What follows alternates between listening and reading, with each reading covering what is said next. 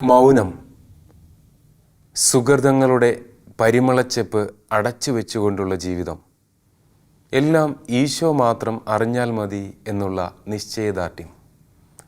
നമ്മൾ പരിചയപ്പെടുക വിശുദ്ധ ഷാർബേൽ ആൻഡോൺ മക്കുലീഫ് എന്ന വിശുദ്ധനെയാണ്.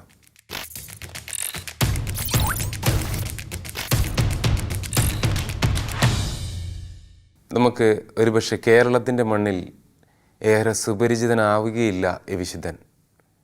മറനേറ്റ് സഭയിൽപ്പെട്ട ലെബനോനിലെ വിശുദ്ധനാണ് വിശുദ്ധ ഷാർബേൽ മക്കുലീഫ്.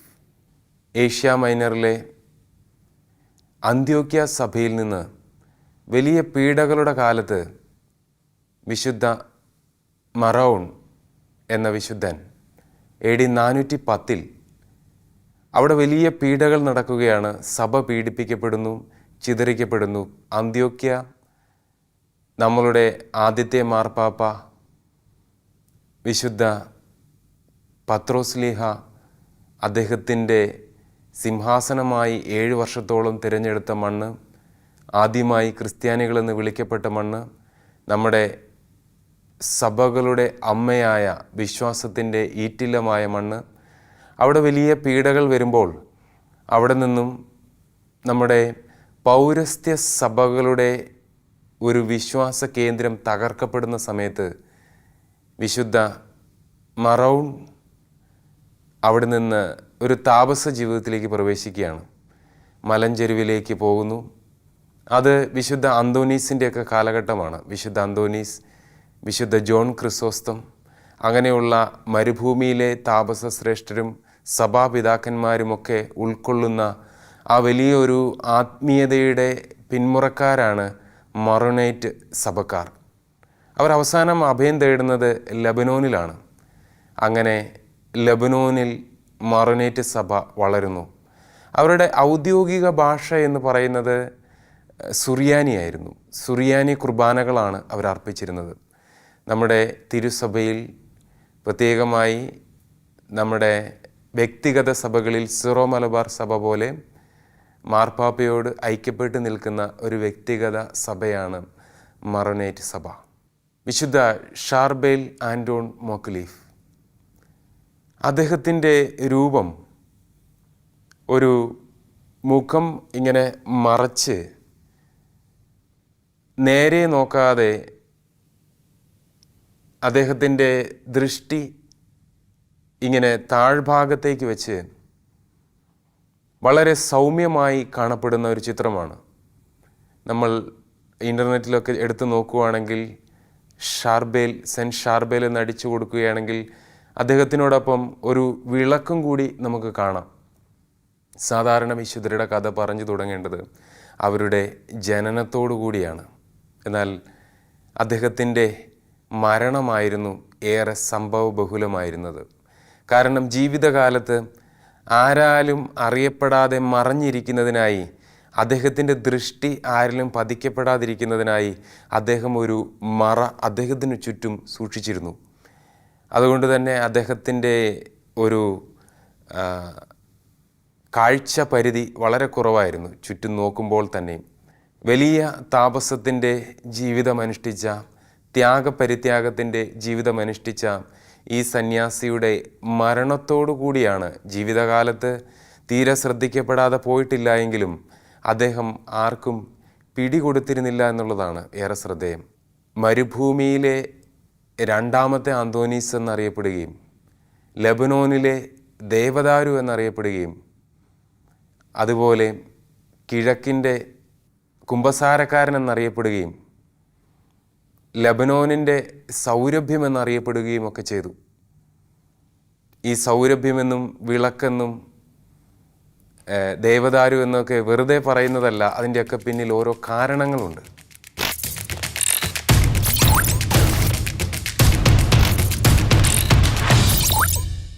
അദ്ദേഹത്തിൻ്റെ മരണം 1898 ഡിസംബർ 24 ക്രിസ്മസിൻ്റെ തലേ രാത്രി.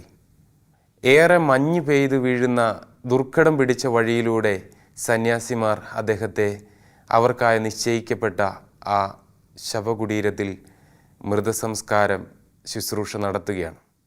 പതിവ് പോലെ മൃതസംസ്കാര ശുശ്രൂഷയൊക്കെ കഴിഞ്ഞ് സന്യാസികൾ സ്വൈര ജീവിതത്തിലേക്ക് വരാമെന്ന് കരുതുമ്പോഴാണ് അഭൗമികമായ ചില കാര്യങ്ങൾ അദ്ദേഹത്തിൻ്റെ ശവകുടീരത്തെ ചുറ്റി നടക്കുന്നു. വിശ്വാസികൾ വിട്ടുപിരിയാതെ ആ അത്ഭുത കാഴ്ച കണ്ടു നിൽക്കുന്നു.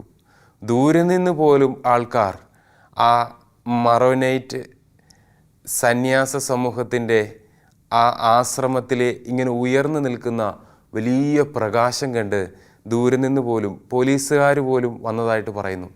അപ്പോൾ ജനം ഇങ്ങനെ വന്നുകൂടുന്നു.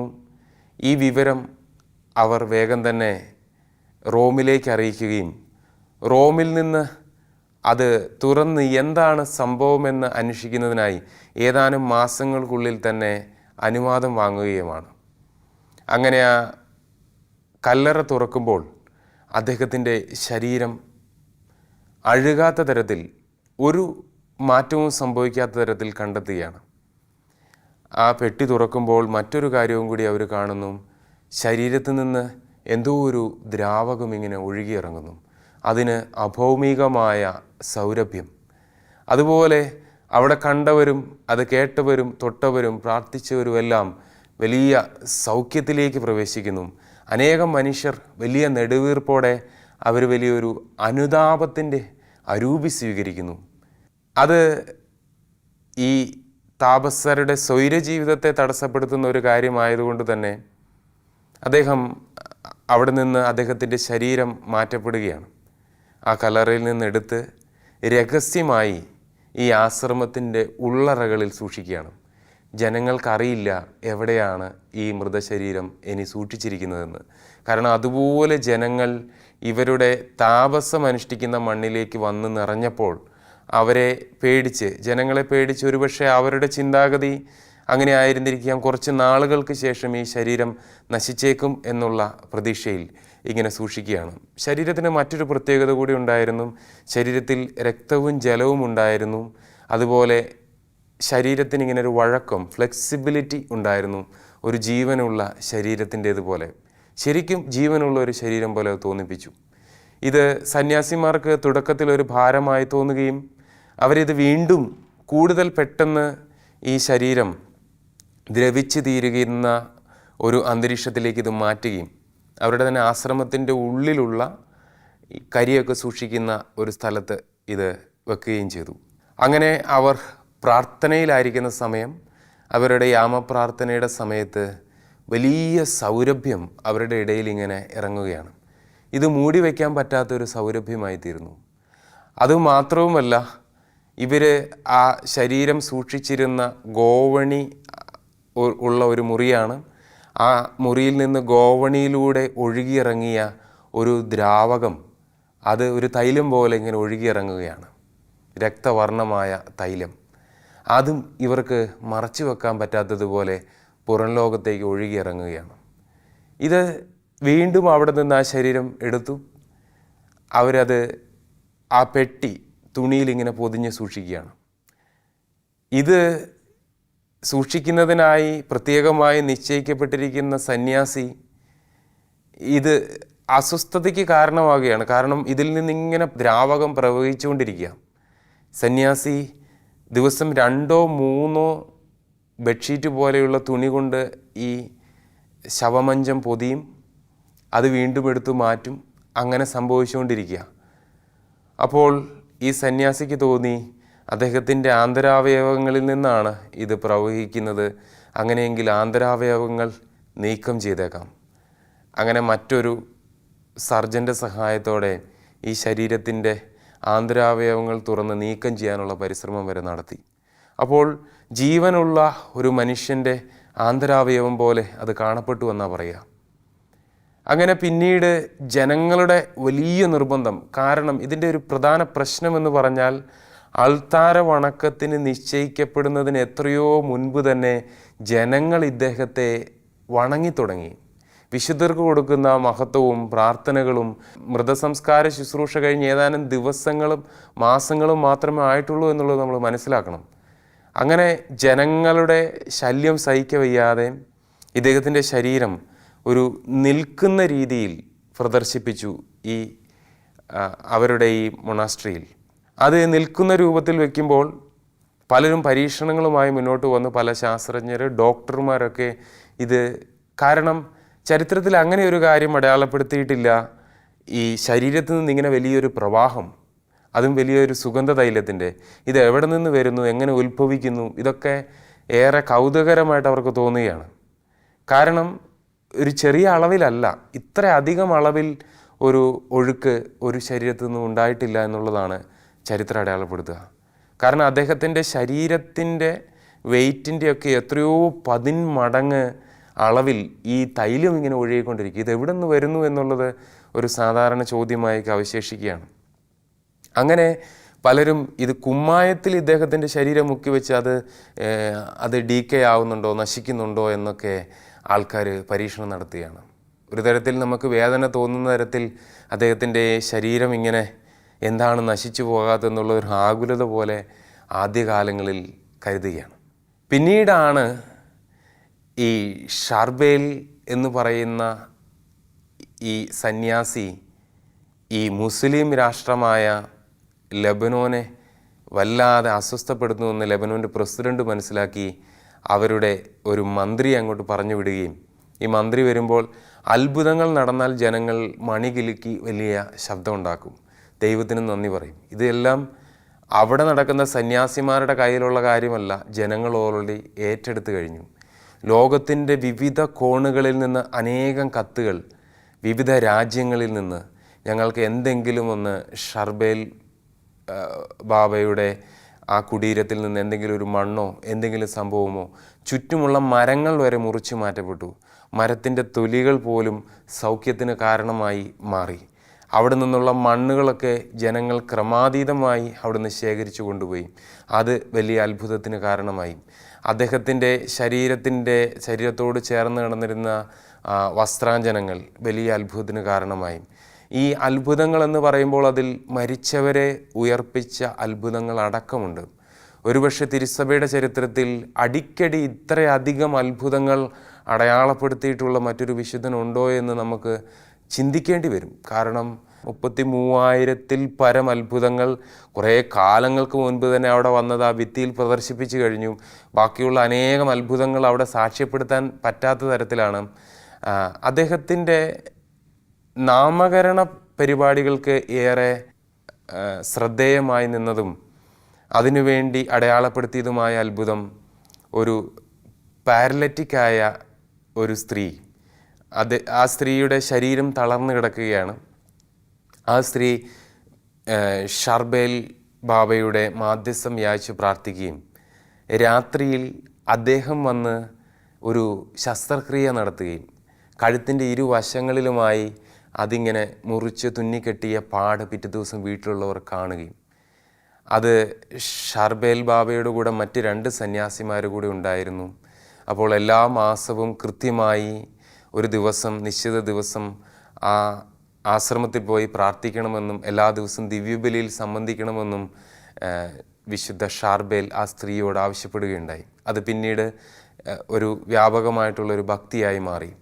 അത്ഭുതങ്ങളുടെ കഥ പറയാനാണെങ്കിൽ അനവധി അത്ഭുതങ്ങളാണ് ഈ വിശുദ്ധൻ്റെ നാമത്തിൽ ഇന്നും സംഭവിച്ചുകൊണ്ടിരിക്കുക. അദ്ദേഹത്തിൻ്റെ ജീവിതത്തിൻ്റെ തീഷ്ണതയും, എങ്ങനെയാണ് ഈ യൂസഫ് എന്നു പേരായ ഒരു കൊച്ചു പയ്യൻ പിന്നീട് ഷാർബേൽ എന്ന മഹാവിശുദ്ധനിലേക്ക് നടന്നു വന്നതെന്ന് നമ്മൾക്ക് കുറച്ച് പിന്തിരിഞ്ഞ് നോക്കാം.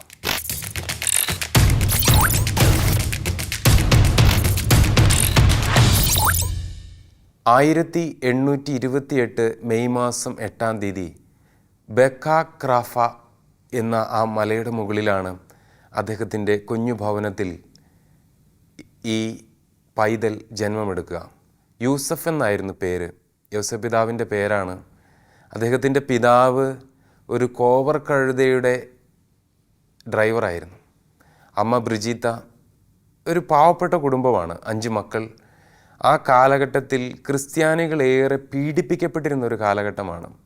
തുർക്കികളുടെ വലിയ കടന്നാക്രമണവും ക്രിസ്തീയ ജീവിതം ഏറെ പീഡനത്തിൻ്റെ കാലവുമായിരുന്ന സമയമാണ്. അങ്ങനെ നിർബന്ധിത സൈന്യ സേവനത്തിനായി ഈ കോവർ കഴുതയെയും കൊണ്ട് പിതാവ് യുദ്ധഭൂമിയിലേക്ക് ഭക്ഷണം കൊണ്ടുവന്ന് എത്തിക്കണമെന്ന് ആ നാടിൻ്റെ അധികാരിയുടെ ദൂതുമായി പട്ടാളക്കാർ ഒരു ദിവസം വൈകുന്നേരം വീട്ടിലെത്തുന്നു. അത് ഈ കുഞ്ഞ് യൂസഫിന് 3 വയസ്സായിട്ടുള്ളൂ. പിതാവ് യുദ്ധഭൂമിയിലേക്ക് കോവർ കഴുതയുമായി പോകാൻ നിർബന്ധിക്കപ്പെടുന്നു. അമ്മയ്ക്കറിയാം ഈ പോക്ക് ഒരു അപകടം പിടിച്ച പോക്കാണ്. പിതാവ് പോയി. പിന്നീട് ഒരിക്കലും അദ്ദേഹം തിരികെ വന്നില്ല. ആ പിതാവ് മരിച്ചു എന്നുള്ളത് ഈ അമ്മ ഏറെ സമചിത്തതയോടെ സ്വീകരിച്ചു എന്നാണ് പറയുക. ഈ ബ്രിജിത്ത എന്ന് പറയുന്ന അമ്മ ആ സ്ത്രീയുടെ വസ്ത്രാഞ്ജനത്തിൽ എപ്പോഴും ഒരു പരിശുദ്ധ ജപമാല ഇങ്ങനെ തൂങ്ങിക്കിടന്നിരുന്നു. എപ്പോഴും പ്രാർത്ഥനയുടെയും പരിത്യാഗത്തിൻ്റെയും ഒരു അരൂപി ആ ഭവനത്തിലുണ്ടായിരുന്നു. യൂസഫ് ചെറുപ്രായത്തിൽ തന്നെ വലിയ തീഷ്ണമതിയായി വളരുകയാണ്. അമ്മയിൽ നിന്ന് അവൻ ഉൾക്കൊണ്ട വലിയൊരു വിശ്വാസ ചൈതന്യം. അമ്മ അവനെ കുഞ്ഞുനാളിൽ താരാട്ട് പാടി ഉറക്കിയിരുന്നത് ഇങ്ങനെയാണ്: യൂസഫ്, നിനക്ക് ത്യാഗപരിത്യാഗങ്ങളോടും പ്രാർത്ഥനയോടും വലിയ ജീവിതത്തിൽ ക്രിസ്തുവിനോടുള്ള വലിയ സ്നേഹവും നിനക്ക് നിൻ്റെ ഹൃദയത്തിൽ ഉണ്ടാകട്ടെ എന്നായിരുന്നു അമ്മ പാടിയ താരാട്ടുപാട്ടിൻ്റെ സാരാംശം. ഈ കുഞ്ഞിങ്ങനെ വളരുകയാണ്. അവൻ പശുക്കളെ നോക്കുന്ന ജോലിയിലേക്ക് കടക്കുന്നു. ബാക്കിയുള്ള സമയം പഠിക്കുന്നു. 14-ാമത്തെ വയസ്സിൽ ലോകത്തിൻ്റെതായിട്ടുള്ള ആഗ്രഹങ്ങളൊന്നും ഭ്രമിപ്പിക്കുന്നില്ല. പരിശുദ്ധ അമ്മയുടെ രൂപമുള്ള ഒരു ചെറിയ ഗ്രോട്ടോ, അതുപോലെ ഏകസ്ഥനായിരുന്നു പ്രാർത്ഥിക്കാനുള്ള വലിയ ആഗ്രഹം, വലിയ പാറയുടെ ഇടുക്കിലൊക്കെ കയറിയിരുന്ന് കർത്താവിനെ മഹത്വപ്പെടുത്തുന്ന ഈ ചെറിയ പയ്യൻ കൂട്ടുകാരുടെ മുന്നിൽ എപ്പോഴും ഒരു പരിഹാസപാത്രമായിരുന്നു. എങ്കിലും ഈ ചെറുപ്പക്കാരനെക്കുറിച്ച് അമ്മ പറയുക, എനിക്ക് അവനെ ഒന്നും അടിച്ചേൽപ്പിക്കാൻ സാധിക്കുകയില്ലല്ലോ എന്നാണ്. കാരണം ഈ ലോക ജീവിതത്തിൻ്റെ സുഖങ്ങളെക്കാളൊക്കെ ഉപരിയായി ആത്മരക്ഷ ഈ ചെറുപ്പക്കാരന് വലിയ വിഷയമായി. അങ്ങനെ വീട്ടിൽ നിന്ന് ആരുടെയും അനുവാദമില്ലാതെ ഒരു വൈകുന്നേരം ഇദ്ദേഹം മറണേറ്റ് സന്യാസികളുടെ ആശ്രമത്തിലേക്ക് വീട്ടിൽ നിന്ന് ഒളിച്ചോടി പോവുകയാണ്. ഈ ചെറുപ്പക്കാരന് വേണ്ടിയുള്ള തിരച്ചിൽ വ്യാപകമായി നടക്കുന്നു. ആശ്രമത്തിലെ ഒരു സന്യാസി, ചെറുപ്പക്കാരനായ സന്യാസി, ഈ യൂസഫിനെ മഠാധിപൻ്റെ മുൻപിൽ എത്തിക്കുന്നു. മഠാധിപൻ യൂസഫിനോട് ചോദിക്കുന്നു, ചെറുപ്പക്കാര, എന്തിനാണ് നീ ഇവിടെ വന്നത്? 2 കാര്യങ്ങളാണ് അതിന് മറുപടിയായി യൂസഫ് പറയുക.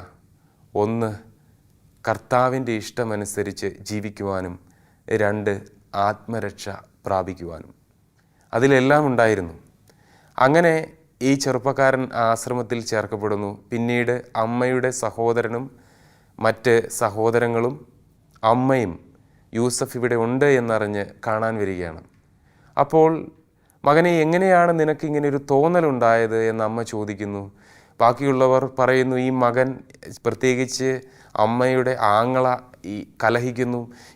ഈ മകനാണ് ഈ കുടുംബത്തിൻ്റെ ആശ്രയം. അമ്മ പരിതപിക്കുന്നു, ഇത്രയും കാലം നിന്നെ വളർത്തി, ഇനി ഞങ്ങളെ നീ നോക്കേണ്ട സമയമാണ് എന്നൊക്കെ പറയുന്നെങ്കിലും അദ്ദേഹത്തിൻ്റെ വലിയൊരു നിശ്ചയദാർഢ്യത്തിന് മുൻപിൽ കുടുംബം പിന്തിരിഞ്ഞു പോവുകയാണ്. പിന്നീട് അങ്ങോട്ട് അനുസരണത്തിൻ്റെ, താപസത്തിൻ്റെ, മൗനത്തിൻ്റെ, പരിത്യാഗത്തിൻ്റെ ഏറ്റവും വലിയൊരു മൂർത്തീഭാവമായി ഷാർബേൽ എന്ന പേര് സ്വീകരിച്ചുകൊണ്ട് യൂസഫ് എന്ന ചെറുപ്പക്കാരൻ മാറുകയാണ്.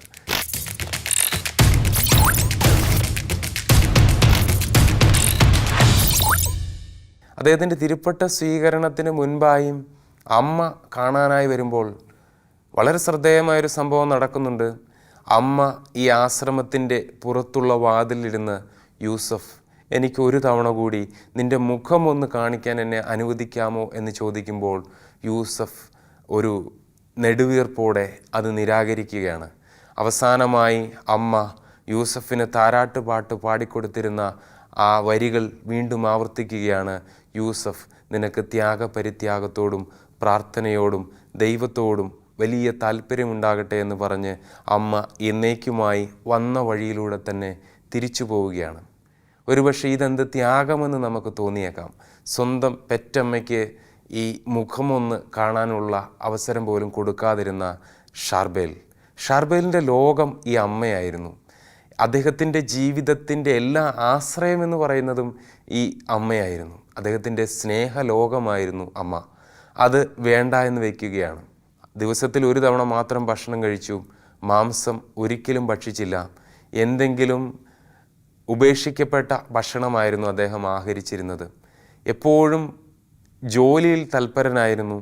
അധ്വാനശീലമുള്ള ഷാർബേൽ ആ ചുറ്റുപ്രദേശങ്ങളൊക്കെ ഏറെ മുന്തിരി ഫലങ്ങൾ വിളയിച്ചപ്പോഴും അതിൻ്റെ ഫലങ്ങൾ ശേഖരിച്ചപ്പോഴും ഷാർബേലിനോട് സഹസന്യാസിമാർ ചോദിക്കുന്നുണ്ട്, ഷാർബേൽ, എപ്പോഴാണ് നീ ഇതിൻ്റെ ഒരു മുന്തിരിഫലം രുചിക്കുന്നത് ഞങ്ങൾക്ക് കാണാനാവുക?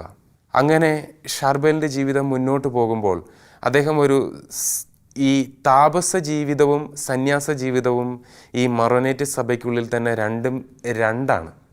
അങ്ങനെ അദ്ദേഹം ഈ താപസ ജീവിതത്തിലേക്ക് മാറുന്നതിനായി അദ്ദേഹത്തിൻ്റെ അധികാരിയോട് ചോദിക്കുമ്പോൾ ഒരുപാട് കടമ്പകളുണ്ട്. അദ്ദേഹത്തിൻ്റെ ജീവിതം അതിന് ഉതകുന്ന തരത്തിൽ ഒരു സുഹൃതങ്ങൾ നിറഞ്ഞതാണ് എന്ന് ഈ അധികാരിക്ക് ബോധ്യപ്പെട്ട് സാക്ഷ്യപത്രം കൊടുത്താൽ മാത്രമാണ് കഠിന താപസ ജീവിതത്തിലേക്ക് പ്രവേശിക്കാൻ സാധിക്കുകയുള്ളൂ. അദ്ദേഹത്തിന് അതിനുള്ള അനുമതി നിഷേധിച്ചുകൊണ്ടിരിക്കുന്ന ഒരു സമയത്ത് വെറുതെ തമാശയ്ക്കായി അവിടുത്തെ ജോലിക്കാർ ഷാർബേലിൻ്റെ മുറിയിൽ കത്തിക്കേണ്ടുന്ന മണ്ണെണ്ണ വിളക്കിലേക്ക് പച്ചവെള്ളം ഒഴിച്ച് കൊടുത്തു വിടുകയാണ്. ഷാർബേൽ അത് പോയി കത്തിച്ച് സാധാരണ പോലെ വിളക്കുമായി ഇരുന്ന് വായിക്കുന്നു. ഇതുവരെ ഞെട്ടിപ്പിച്ചു. അതിനുശേഷം ഈ മഠാധിപനോട് ചെന്ന് പറയുന്നു, ഷാർബേലിൻ്റെ മുറിയിൽ സത്യമായും ഞങ്ങൾ പച്ചവെള്ളം ഒഴിച്ചു കൊടുത്ത വിളക്ക് നിന്ന് കത്തുകയാണ്. ഉടനെ അധികാരി വന്ന് ഷാർബേലിനോട് ഈ വിളക്ക് വാങ്ങി പരിശോധിക്കുമ്പോൾ അത് പച്ചവെള്ളമാണെന്ന് മനസ്സിലാക്കുന്നു. അധികാരി അത് ഊതുന്നു, കത്തിക്കാൻ നോക്കുന്നു, അത് കത്തുന്നില്ല. ഷാർബേൽ കത്തിക്കുന്നു, അത് കത്തുന്നു. അത് ഈ വിശുദ്ധ ഷാർബേലിൻ്റെ ചിത്രത്തോട് ചേർന്ന് എപ്പോഴും ഒരു വിളക്കിങ്ങനെ നിന്ന് കത്തുന്ന ചിത്രവും കൂടി കലാകാരന്മാർ വരച്ചു വയ്ക്കുന്നതിൻ്റെ സംഭവം ഇതാണ്.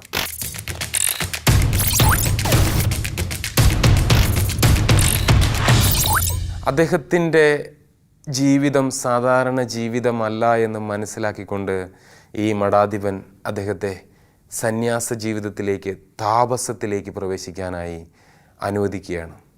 അദ്ദേഹത്തിൻ്റെ ഒരു പോക്കൊക്കെ വളരെ ഗംഭീരമായ പോക്കാണ്. കാരണം അദ്ദേഹത്തിന് കൂടെ എടുക്കുവാനായി തുച്ഛമായ സാധനങ്ങൾ മാത്രമേ ഉള്ളൂ. അദ്ദേഹം ധരിച്ചിരുന്ന വസ്ത്രങ്ങൾ പോലും ഏറെ പഴകിയതും വളരെ എണ്ണം കുറഞ്ഞതുമായിരുന്നു. അദ്ദേഹം ഉപയോഗിച്ചിരുന്ന വസ്ത്രങ്ങളിൽ സന്യാസിമാർക്ക് മഞ്ഞുകാലത്തും അല്ലാത്ത സമയത്തും മാറി മാറി ഉപയോഗിക്കുവാനുള്ള വസ്ത്രങ്ങൾ ഉണ്ടായിരുന്നുവെങ്കിലും ഇദ്ദേഹം ഉപയോഗിച്ചിരുന്നത് എപ്പോഴും ഒരേ തരത്തിലുള്ള വസ്ത്രങ്ങളായിരുന്നു. അദ്ദേഹം സന്യസിക്കാനായി പോകുന്നത് മാറാപ്പിൽ വളരെ കുറച്ച് വസ്ത്രത്തിൻ്റെ ഒരു ഭാണ്ഡക്കെട്ടും കയ്യിൽ അത്യാവശ്യത്തിന് വേണ്ട പുസ്തകങ്ങളുമായാണ്. അദ്ദേഹം പിന്നീട് പോയി താപസം അനുഷ്ഠിക്കുക വലിയ മലഞ്ചെരുവിലാണ്.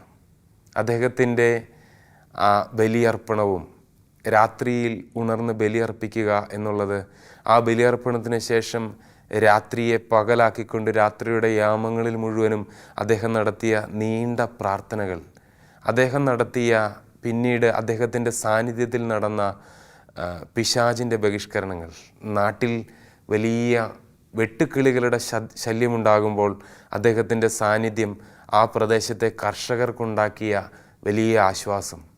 അങ്ങനെ ഷാർബേലിൻ്റെ ജീവിതം മറ്റുള്ളവർക്ക് പിടികൊടുക്കാതെ അദ്ദേഹത്തെ കാണാൻ വന്നിരുന്ന സന്യാസിമാർ ആരെങ്കിലും സന്ദർശിക്കാൻ വന്നാൽ അദ്ദേഹം മുറിയിലേക്ക് കയറി മരുഭൂമിയിലെ താപസശ്രേഷ്ഠനായ വിശുദ്ധ അന്തോനീസ് പറഞ്ഞിട്ടുള്ള ഏതെങ്കിലും ഒരു കാര്യം കൊണ്ടുവന്ന് കൊടുക്കും.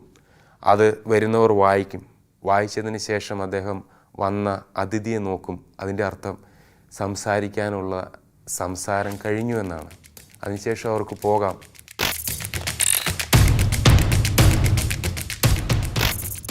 മനുഷ്യൻ്റെ ശാസ്ത്രങ്ങൾക്ക് അതീതമായ ദൈവത്തിൻ്റെ കരം വെളിപ്പെടുമെന്നും ഈ കാലഘട്ടത്തിൽ ദൈവം ജീവിക്കുന്ന ദൈവമാണ് എന്ന് മനസ്സിലാക്കി ലെബനോനിൻ്റെ അധികാരി, പ്രത്യേകിച്ച് ക്രിസ്ത്യാനികളെ ഏറ്റവും അധികം വെറുത്തിരുന്ന അധികാരി ഷാർബേൽ മക്കുലീഫ് എന്ന ഈ വിശുദ്ധൻ്റെ കല്ലറയിങ്കൽ വന്ന് അത്ഭുതങ്ങൾ നേരിട്ട് കണ്ട് ഷാർബേൽ ലെബനോനിൽ ആദരിക്കപ്പെടണമെന്ന് പൊതുവായി പരാമർശിച്ചു.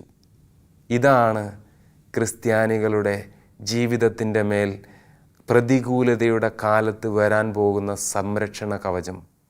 നമ്മൾ വില കൊടുത്ത് നേടേണ്ടത് സ്വർഗത്തിൻ്റെ സാന്നിധ്യമാണ്.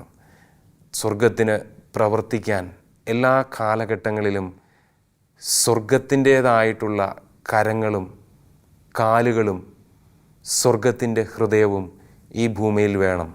വിശുദ്ധിയിലേക്കുള്ള വിളിയാണ് വിശുദ്ധരുടെ ജീവിതം നമ്മളെ ഓർമ്മപ്പെടുത്തുന്നത്. വിശുദ്ധരിലൂടെ വിശുദ്ധിയിലേക്ക്. ഈ മഹാവിശുദ്ധൻ വിശുദ്ധ ഷാർബേൽ മാക്കുലീഫ് നിങ്ങളുടെ തുടർന്നുള്ള വിചിന്തനങ്ങൾക്കും വായനകൾക്കും പ്രാർത്ഥനകൾക്കും സഹായകരമാകട്ടെ എന്ന് പ്രാർത്ഥിച്ച് ആശംസിക്കുന്നു. വിശുദ്ധ ഷാർബേൽ ആൻഡോൺ മാക്കുലീഫിലൂടെ ദൈവത്തിൻ്റെ കരം വരും കാലഘട്ടത്ത് പ്രത്യേകിച്ച് നമ്മളുടെ സഭയുടെ പ്രതികൂലതയിൽ വെളിവാക്കപ്പെടട്ടെ എന്ന് പ്രാർത്ഥിക്കുന്നു. ആമേൻ.